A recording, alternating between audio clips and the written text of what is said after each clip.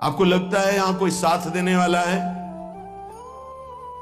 अगर आप भगवत मार्ग के पथिक हैं, अभी आपको लगता है आपका कोई है, तो अभी बहुत बड़ा भ्रम है। पूरा का पूरा परिवार जा रहा है, 1 मिनट में रोड में नष्ट हो गया।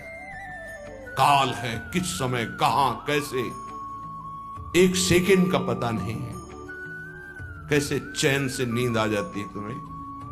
ये जो दुर्वासना के नाश की कृपा है, ये आपकी दिनचर्या है, ये सैकड़ों दुर्वासनाओं को भस्म कर देगी। तुमने खिलवाड़ समझ रखा है?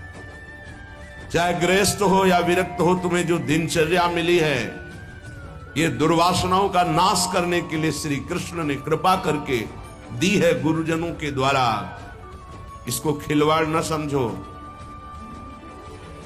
प्रभु का प्रिय, गुरु का प्रिय वही होता है जो दिनचर्या में मिनट भर विलंब नहीं करता।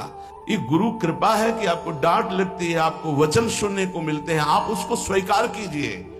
ये मन की, ये दुर्वासना की वृत्ति को हटाइए। सुविधा भोगी बनने वाला कभी सच्चिदानंद का साक्षात्कार नहीं कर सकता। जानबूझ करके सुविधाओं का त्याग होता है, सुविधाओं में रहते हुए, और परमात्मा प्राप्ति की विकलता प्रकट की जाती है। समझ में नहीं? राग द्वेष की वृत्तियां, शरीर विलासिता की वृत्तियां, खाने पीने की वृत्तियां, सुख भोगने की वृत्तियां कितने दिन चलेंगी? मरना है, मरोगे। इस शरीर नाशवान, आज नहीं तो कल मरोगे। प्रार्थना मान लीजिए। तपलोक और महालोक, जनलोक में सब सिद्धजन निवास कर रहे हैं, जो सृष्टि में प्रकट होते हैं और सृष्टि के बाद लय होते हैं। उनको एक बात का दुख पाया गया, संतों को, कि इस महान मानव देह में आकर के भी तुम भगवत प्राप्ति से वंचित हो। तुम्हें नींद कैसी ऐसी आ जाती है कि तुम्हारा भजन, तुम्हारी दिनचर्या, तुम्हारा साधन पथ रुक रहा है और तुम्हें चैन से सोना आ रहा है। तुम उपासक हो। ये जीवन हमारा प्रभु के लिए अगर नहीं समझ पा रहे हो तो आखिरी बात समझ लो, कोई समझाने वाला तुम्हें नहीं है, कोई समझाने वाला नहीं। सिर्फ तुम्हें बर्बाद करने वाला मिल सकता है, समझा कर उठाने वाला हरि या हरि का पार्षद मिल सकता है, और नहीं मिल सकता। तुमसे मित्रता करके तुम्हारी वासनाओं को बढ़ाकर तुम्हारे चित्त को विक्षेप में भर देना, ये संसार के हर व्यक्ति, वस्तु, स्थान का प्रभाव है। तुम, तुम्हार सेवक असुरारी, 2 ही केवल बचा सकते हैं, भगवान और भगवान के भक्त। उनकी हर चेष्टा तुम्हारे चित्त को भगवदाकार बनाने के लिए है। कृष्ण कृपा का सीधा फल है साधु संग। हरिराम व्यास जी, गोस्वामी तुलसीदास जी, बड़े बड़े महापुरुष कहते हैं, कोई फर्क नहीं। कैसे मनुष्य शरीर को तुमने प्राप्त करके नाश करने की ठान ली है कि हम जो मन आएगा सो करेंगे। यहां बैठने मात्र से भगवत प्राप्ति है। क्यों? यहां खास बात, श्रीधाम वृंदावन यमुना का पावन पुलिन, और कोई मिनट ऐसा नहीं जहां यहां भगवत चर्चा ना हो रही हो, भगवत गुणगान ना हो रहा हो, भगवत नाम कीर्तन ना हो रहा हो। नाम कीर्तन चलता है, वाणी कीर्तन चलता है, गुण कीर्तन चलता है। दूसरी बात, हमारी दृष्टि रहती है, हमारी प्रियजू की दृष्टि रहती है कि ये जन विराजमान। एक दिनचर्या है, एक समय है। मां कृष्ण शर्वतीदम शुभलेन कृष्ण, हे कृष्ण मेरी इन दुर्वासनाओं को नष्ट कर दो। फिर प्रार्थना करता हूं सब उपासक उपासिकाओं से, गृहस्थ विरक्तों से, यदि आप हमारी श्री जी से जुड़े हैं तो आज्ञा पर ध्यान दीजिए। अगर आज्ञा पर ध्यान नहीं देते तो माया तुम पर ध्यान रख देगी, और उसके ध्यान रखने का मतलब है बैठे बैठे जलोगे, जैसे अंगार पर जला जाता है, ऐसे जलोगे। दुर्वासना तुम्हें जला देगी, तुम्हें पता नहीं है। जब अपनी जीवनी शक्ति प्रभु की तरफ लगती है तो हरि गुरु को शीतलता प्राप्त होती है, वो प्रसन्न होते हैं। जब अपनापन करके तुम्हारी जीवनी शक्ति व्यर्थ नष्ट होती है, तब जलन होती है उस अपनेपन के कारण कि तुम समझ नहीं पा रहे हो। ये आज का अभ्यास तुम्हारे लिए कल काल बन जाएगा। गलत अभ्यास तुम्हारे लिए कल ये प्रमाद बन जाएगा। प्रमाद ही मृत्यु है, शास्त्रों में वर्णन है। जो अप्रमादी है, प्रमाद रहित है, वही भगवत तत्व को जो भगवत तत्व को प्राप्त कर लेता वही निर्विकार स्थिति में परमानंद में डूबता है। माना हम लड़खड़ा रहे हैं लेकिन चल रहे हैं अपने रास्ते पे, रास्ता ही नहीं। उपासक को इस बात पर सदैव सावधान रहना पड़ेगा। अगर हम अपनी इच्छाओं का मर्दन नहीं कर सके, अपने गुरु की आज्ञा पर नहीं चल सके, अपने शास्त्र आज्ञा पर नहीं चल सके, तो मुझे लगता है कि आगे चल करके आपका जीवन बड़ा संकटपूर्ण रहेगा। संकटपूर्ण, ये विकार आपको रौंद देंगे, इसीलिए विचलित होते हैं कि आप लोग इतने बलवान बनिए कि आक्रमण कब हो जाए, कहां किस वासना का, आप उससे लड़ना जाने। आपके अंदर युक्तियां होनी चाहिए। आप हमारे भगवत पार्षद हैं, श्री जी के जन हैं, आपके अंदर युक्ति होनी चाहिए। गुरु की प्रगट उपस्थिति में युक्तियों की, कलाओं की आपके अंदर वृत्तियां जानी चाहिए कि कभी किसी विकार का आक्रमण हो तो कैसे बचा जाता है, कैसे हमारे को इस माया पर विजय प्राप्त करना है, कैसे विषम परिस्थितियों में अपने चित्त को डूबने ना पाए बचाया जाए। यह संतों से सीखा जाता है। कैसी पार्थिव दृष्टि है कि शरीर सुख के लिए सोना, जागना, खाना, पीना, बस यही हम सुख मानते हैं। नहीं भाई, ये सुख तो बहुत जन्म भोग लिए। इस जन्म में एक नियत समय रखिए, एक अल्पाहार की सीमा रखिए, एक भोजन का समय रखिए, एक अपनी दिनचर्या का समय होना चाहिए। ये नहीं आज मनाया 2 बजे पा लिया, फिर मनाया 5 बजे पा लिया, मनाया 3 बजे से 8 बजे रात्रि तक सो रहे, 8 बजे से 4 बजे तक जग रहे। ऐसी दिनचर्या कभी ऐसी नहीं। दिन बाई चांस कभी कोई सेवा में समय लग गया हो, बात अलग, ऐसी दिनचर्या नहीं होगी। पक्का मानिए, आपका हित इसी में है कि जो दिनचर्या दी जाए उसका पालन कीजिए। हमारा सत्संग तभी लाभ देगा आपको, हमारा एकांतिक वचन तभी लाभ देगा आपको जब हमारी आप आज्ञा पर चलेंगे। जैसी दिनचर्या बना दी है, ये दिनचर्या जानते हो, बड़े बड़े सिद्ध महापुरुष इसी से हुए, दिनचर्या से। 1 मिनट का अंतराय कभी जीवन में नहीं पड़ने दिया अपनी दिनचर्या। वही परिपक्व अवस्था। 12 वर्ष एक दिनचर्या कर लीजिए, आप देखिए आपका क्या स्वभाव बनता है। हाँ, 20-20 वर्ष, 25-25 वर्ष व्यतीत हो जा रहे, कोई दिव्यता नहीं आ रही। कारण क्या है? खो रहे हैं, जीवन को खो रहे हैं। बिल्कुल। कई बार हम चिल्ला चिल्ला कर कहते हैं कि आप समझिए, ये जो दिनचर्या है ये भगवान का स्वरूप है। जो गुरु प्रदत्त दिनचर्या है वही तुम्हें ब्रह्मबोध कराएगी, वही भगवत प्रेम कराएगी। नहीं, ये वासना बहुत बलवान है। पता नहीं चलता कि हम निर्वासनिक हो गए कि वासना युक्त है। एक योगी जी आए थे महान, वो अभी गए हैं तप के लिए, जहां बर्फ के भगवान का स्वरूप। हाँ, अमरनाथ शायद ऐसे हो गए। वो बोल रहे थे कि क्या है कि इतनी साधना पर भी वासना, क्या ये प्रारब्ध है? प्रारब्ध से वासना भोग उपस्थित कर सकती, क्रिया नहीं। क्रिया उपासक स्वयं छूट दे करके करता है। कोई भी भोग सामग्री प्रारब्ध से, विश्व की भोग सामग्री आ सकती है पूर्व प्रारब्ध से, लेकिन उसका संयोग आपके अविवेक और विवेक के ऊपर टिका हुआ है। अविवेकी हो तो संयोग करोगे, विवेकी हो तो बचा लो, नहीं तो प्रारब्ध भोगते भोगते पशुता आ जाएगी, दैवी संपत्ति नहीं आएगी। प्रारब्ध का आना हो सकता है, लेकिन प्रारब्ध हमको उस भोग में लिप्त कर दे, ये अज्ञान हो सकता है। ये प्रारब्ध नहीं है कि आप मनमानी आचरण करते रहे, आप मनमानी। कितना दुलार किया जाएगा, कब तक दुलार किया जाएगा? भगवान इतना दुलार करके मानव देह दिए, कहते भगवान कहां है? कैसी विचित्र भगवान की माया है। गोस्वामी श्री तुलसीदास जी महाराज कहते हैं, तू तो पछितई है मन में जी हाथ। अभी समय है, समय है।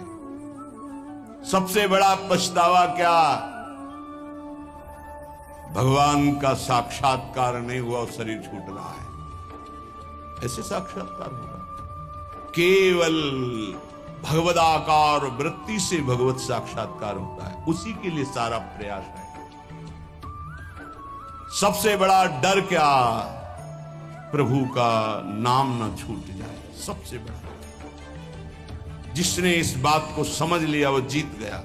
सबसे बड़ा पछतावा क्या, बिना प्रभु से मिले जा रहे हैं, यहां से मृत्यु लेख से बिना भगवत साक्षात्कार किए जा रहे, बड़ा पछतावा। सबसे बड़ी भयंकर डरावनी बात है कि प्रभु को भूल गए। का हनुमंत विपत्ति प्रभु सोई। ये दो बातें कभी जीवन में चिंतन किया इनका? एक सेकंड के लिए भगवत विस्मरण भी बर्दाश्त नहीं। सबसे बड़ी हानि, सबसे बड़ी विपत्ति, सबसे बड़ा भय भगवत विस्मरण हो जाना। और बड़ा पछतावा कि जा रहे हैं लेकिन प्रभु से आंख नहीं मिला पाए, जीवन व्यर्थ चला गया। सबसे बड़ा मन पचित ही है, अवसर बीते। दुर्लभ देह पाए हरिपद भज, करम बचन अरु जीते। ए सुत बनितादि जान स्वार्थ रत, ना करुणे सभी ते। अंत ही तो ही तजेंगे पामर, तू न तजय बही ते।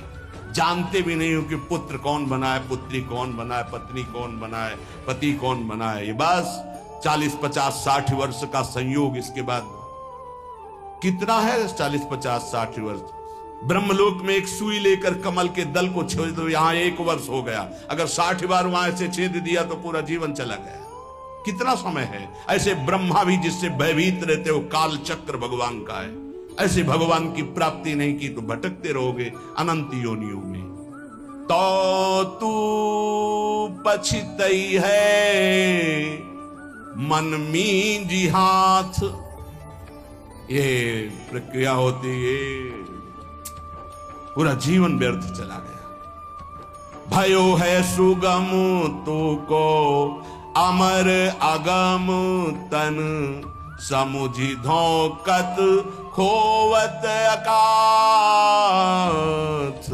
तो तू पछितई है मन मींजी हाथ, सुख साधन हरि विमुख वृथा। जैसे श्रम फल घृत हित मथे पाथ। यह विचारी तजी कुपथ कुसंगति, चली सुपंथ मिली भले साथ। तो तू पछितई है मन मींजी हाथ। ऐ मन, तू पछताएगा बाद में। हाथ मसलेगा, तेरे कुछ कब्जे में नहीं आएगा, हाथ में नहीं आएगा। तुझे देवताओं को लिए भी दुर्लभ मानव देह मिली। भयो है सुगम तो को अमर अगम तन। अमर कहते देवताओं को। देवताओं से भी श्रेष्ठ तेरे को मानव देह मिली। समुझ धोकत खोवत अकाथ। और ये मानव देह मिली थी भगवत प्राप्ति के लिए। क्या समझ करके तूने भगवत विमुख जीवन व्यतीत करने का निश्चय कर लिया? क्या तुझे मिलेगा? कौन सा कार्य तेरा बन जाएगा? रोज आयु क्षीण हो रही है, लोग जन्मदिन मना रहे हैं, आज बर्थडे। तुम्हें पता नहीं 365 दिन मिट्टी में मिल गए। अगली श्वास है कि नहीं है कोई भरोसा नहीं। न नाम कीर्तन, न भजन, न भगवत चिंतन। और 1 वर्ष व्यतीत हो गए, न भगवत साक्षात्कार हुआ। तो हमें तो लगता है 1 वर्ष व्यतीत होने के बाद भगवान नाम कीर्तन करके, भगवत प्रार्थना करके रोना चाहिए कि नाथ 1 वर्ष गए, अगला वर्ष हमारा आपके दर्शन योग्य हो जाए, आपके चिंतन योग्य हो जाए। तू तनिक भी चिंता नहीं कर रहा। व्यर्थ क्यों अपने जीवन को बर्बाद कर रहा है? जहां नाम जप नहीं है, भगवत समर्पण कर्म नहीं है, आज्ञा का पालन नहीं है, तो खिलवाड़ आप अपने जीवन से स्वयं कर रहे हैं। सुख साधन ये बहुत बड़ा साप है। हमारी बात समझ में नहीं आएगी, लेकिन आपसे प्रार्थना करते हैं, जो साधक सुख सुविधा से भजन करना चाहता है वो भूल जाए कि वो भजन करेगा, भगवत प्राप्ति करेगा। दुख और असुविधा भगवत प्राप्ति के मार्ग पर ऊपर चढ़ाती है। सुख और सुविधाओं का भोक्ता कभी भजनानंदी नहीं हो सकता, कभी नहीं।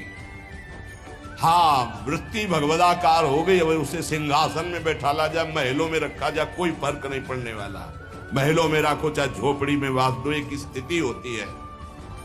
अगर भगवदाकार वृत्ति करनी है तो एक सीमा में अपने जीवन को बांध ले।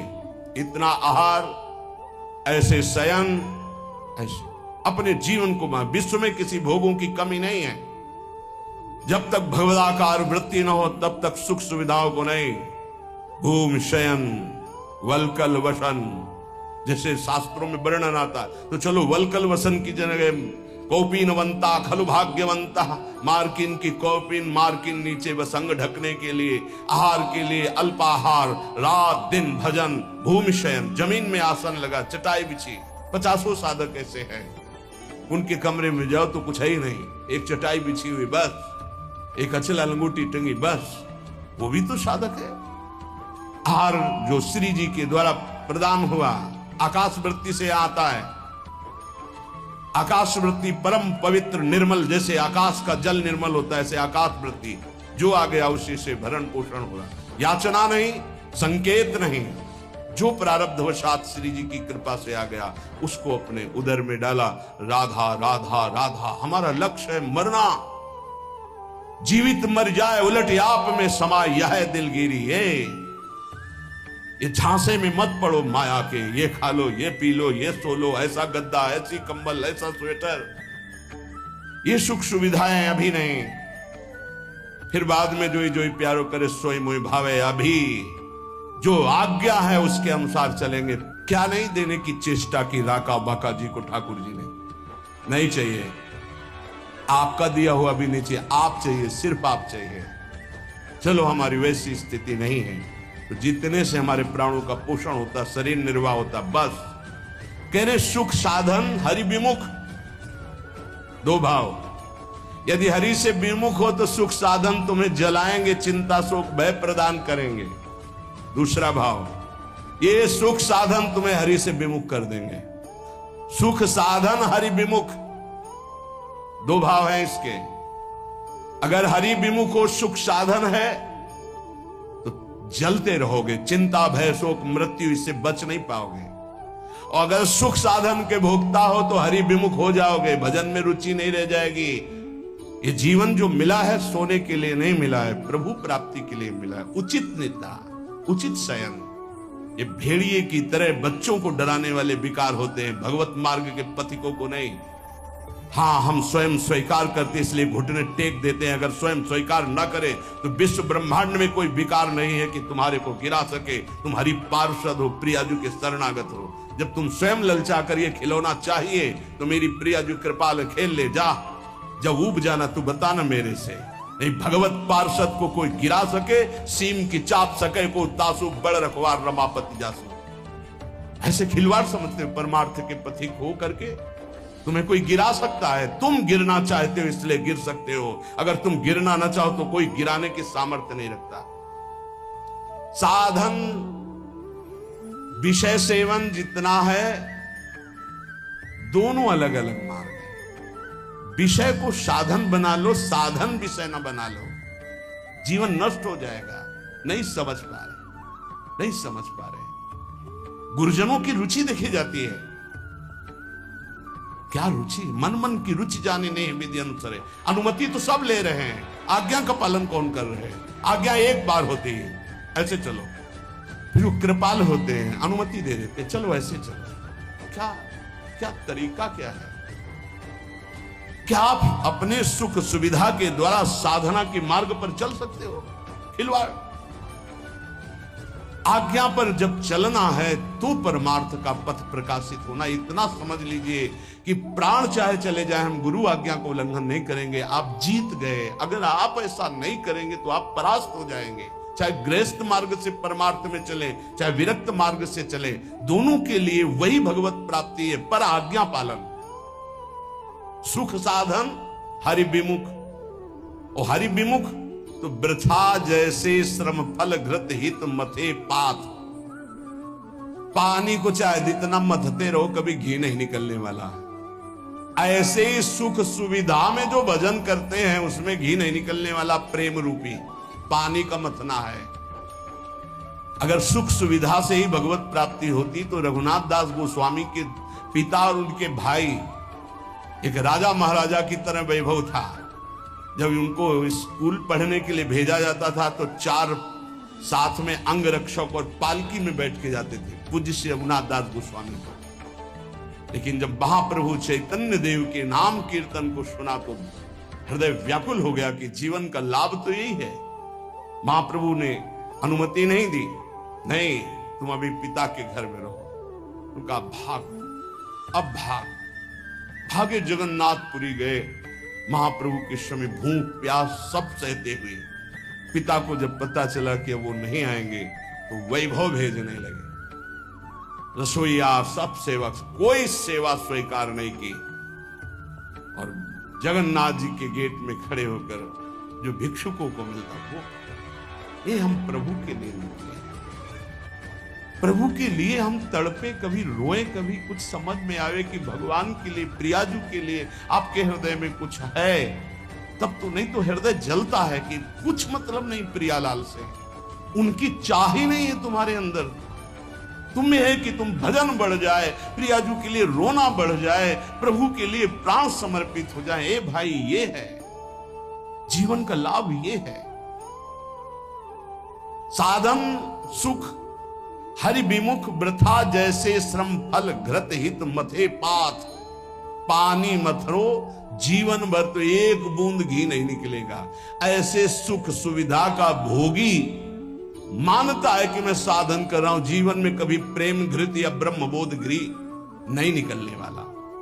यह विचारी तज कुपथ कुसंगति चली सुपंथ मिली भले साथ। ऐसा विचार करके ये सुख सुविधा का भोग करना कुपंथ का मार्ग है, ये कुसंगति है। मन हमारा जिसमें राजी हो जाएगा तो हमें ठीक नहीं, हमें राजी नहीं करना। ये जब राजी नहीं होगा भोगों में तब प्रभु की तरफ बढ़ेगा, तब ये चिल्ला चिल्ला कर रोएगा, नाथ अब स्वीकार कर लो, मेरा कोई नहीं, मैं कुछ भी नहीं, अब स्वीकार कर लो प्रभु। हारे को हरि नाम, अपबल तपबल और बाहुबल, चौथो बल है दाम। जब सब जगह से हट जाता है तो हारे को हरि नाम। हार गए हम, पर यहां सुख सुविधा का भोग सोचते हैं कि इससे भगवत प्राप्ति हो जाएगी। यह विचारी तजी कुपथ कुसंगति, बलिहारी है उनको। अर्थ का बल होता है बैंक बैलेंस का, भगवान का भरोसा नहीं रहता, बैंक बैलेंस का भरोसा रहता है। भगवान का भरोसा नहीं रहता, परिवार का भरोसा रहता है। भगवान का भरोसा नहीं रहता, अपनी बुद्धिमानी का भरोसा होता है। ये सब भरोसे आश्रय जब छूट जाते तब भगवान का आश्रय होता है। निराश्रित के आश्रय भगवान, असरण के शरणागति प्रदान करने वाले भगवान। इस बात को समझो, शरणागति लाखों ले लिए, असरण एक भी नहीं हुए तो शरणागति का रंग ही नहीं है। जो असरण हुए वो शरणागति के रंग को प्राप्त हुए। सीधा साधा मार्ग है, सूधो चले आपने धर्म, रसिकन सो प्रीतम का है, कबहू काल व्रतानि। गृहस्थ तो क्या हुआ, क्या गृहस्थ भगवत प्राप्ति नहीं कर सकते? शिष्य के द्वारा किया हुआ पाप गुरु को भोगना पड़ता है, क्या समझते हो? यदि गुरु की आज्ञा का उल्लंघन करे तो समाज में गुरु को कह देना चाहिए मैंने तुम्हारा त्याग किया, तो बच जाएगा। अगर स्वीकार करता है तो शिष्य के द्वारा किया हुआ अपराध गुरु को भोगना पड़ता है। सो गुरु घोर नरक मा परे। इसीलिए जो सुलझे हुए महापुरुष होते हैं कभी शिष्य बुलाने की चेष्टा नहीं करते। कलिकाल है, उनको इससे मतलब नहीं हो। जैसे और पति पत्नी भाई रिश्तेदार नातेदार ऐसे एक संबंध और मान लिया गुरु, उनको ये मतलब नहीं कि मतलब क्या है। अरे कभी विचार करते हो कि तुम जो आचरण करते हो इसका हिसाब गुरुदेव के पास जाएगा, उनको भोगना पड़ेगा। क्या अपराध किया है गुरुदेव ने जो तुम उनको दंड देने के लिए उद्यत हो चुके हो? यह विचारी तज कुपथ कुसंगति चल सुपंथ मिली भले साथ। भले कौन है? राधा वल्लभ भजत भज भली भली सब होए। जो राधा वल्लभ प्रिया प्रीतम श्यामा श्याम हरि का भजन करते हैं भले हैं। इन्हीं भले का संग करो। अपने मन का जो कुपंथ में चलाने वाला है, ऐसे व्यक्ति का जो कुपंथ में चलाने वाला है, ऐसा संग त्याग दे। अंदर और बाहर दोनों कुसंग होता है। यह विचार तज कुपथ कुसंगति, चल सुपंथ मिली भले साथ, नहीं तो तू पछतई है मनु मींजी हाथ, बाद में तुझे पछताना पड़ेगा। संसारी पुरुष का लक्षण है वो शरीर संबंधी भोग, शरीर संबंधी रिश्ते नाते, इन्हीं के चिंतन और विलास में अपना समय नष्ट करता है। उपासक का लक्षण है एक क्षण भी भगवदाकार वृत्ति से हटकर संसार का चिंतन न होने देना। संसार की तो बात जाने दो, अन्य साधनों में भी रति न होना। अपने आराध्य देव संबंधी उपासना के जो अंग हैं, नाम जप, नाम कीर्तन, वाणी गायन, वाणी श्रवण, श्रीअंग सेवा, समाज की भगवत भाव से सेवा, लीला चिंतन, ये हमारी उपासना का स्वरूप है। इसी से हमें भाव देह की प्राप्ति होती है। जब अभ्यास के द्वारा इन भक्ति के प्रेम लक्षणा, भक्ति का जो विशेष स्वरूप है उज्जवल प्रेम रस, तो इसी से प्राप्त होता है। जो उपासक अन्य साधनाओं की तरफ वृत्ति ले जाता है, राई के सम चलत ही होत और की ओर, थोड़ा राई बहुत छोटा दाना होता है, अगर थोड़ा भी साधन में मिलावट हो जाए तो उपासना के उपास्य देव के रस में बाधा खड़ी हो जाएगी। ये उपासक बहुत ध्यान से समझ ले। अपनी उपासना जो गुरुदेव के द्वारा प्राप्त हुई है, राई भर भी यदि कोई मिलावट हो गई तो उपासना बाधित हो जाएगी। अब या में मिलौनी मिले न कछु, जब खेलत रास सदा बन में। यदि वृंदावन का आश्रय है, वास है, उपासना है, तो या में मिलौनी मिले न कछु, इसमें मिलौनी नहीं मिलनी चाहिए। अन्य कोई साधन पथ का अनुसरण करना, अपने उपास्य देव से विमुख हो जाना। बहुत प्रकार का संग सत्संग नहीं होता। इष्टाकार वृत्ति हो जाए उसे सत्संग कहते हैं। तो इष्ट मिले और मन मिले, मिले भजन रस रीति, तहां निशंक है मिलिए तासों की जय प्रीति। यदि इष्ट नहीं मिल रहा और मन का तात्पर्य है यदि वो चरित्रहीन है, मनमानी आचरण करता है, तो इष्ट गुरु से विमुख है। हमारा मन नहीं मिलना चाहिए, ऐसे जनों से नहीं मिलना चाहिए। यद्यपि परम स्नेही, चाहे वो कितना प्रिय संबंधी, रिश्तेदार, नातेदार, मित्र कोई भी हो, जाके प्रिय न राम वैदेही, तजिए ताहि कोटि बैरिशम, लाखों बार सुना है, पर क्या आचरण में है? हमारे हृदय में ये बात बैठ जानी चाहिए कि जरा सा कुसंग हमारी उपासना के रंग में बाधा पहुंचा देगा। एक ड्रम दूध हो और एक खटाई की फांक छोड़ दो, सब फट जाएगा। उपासना दुग्ध जैसी निर्मल, पौष्टिक, स्वादिष्ट, पवित्र, स्वरूप बोध कराने वाली, जरा सा कुसंग हो जाए हट जाएगी। उपासना की वृत्ति हट जाएगी। जो भाव का स्वरूप बन रहा था वो फट जाएगा। जैसे एक खटाई की फांक पड़ते ही एक ड्रम दूध पूरा फट जाएगा। ऐसे कपट व्यवहार करने वाले, ऐसे भगवद विमुख आचरण करने वाले कुसंगी जनों को मन कभी नहीं देना चाहिए। अगर हम मन देंगे तो हमारा मन उपासना से हट जाएगा। साधना की बड़ी सूक्ष्म वृत्ति होती है, कभी कभी मन प्रभु में नहीं लगता, तो उपासक को उबने की जरूरत नहीं है, धैर्य की जरूरत है उस समय कि उसका मन किसी विषय में विषयाकार ना होने लगे,